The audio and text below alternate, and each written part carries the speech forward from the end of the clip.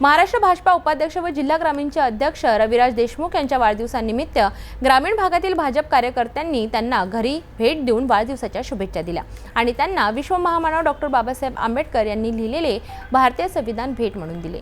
अमरावती जिल्हा ग्रामीणचे भाजपा कार्यकर्ते मोठ्या संख्येने रविराज देशमुख यांच्या घरी भेटीसाठी जमा झाले होते।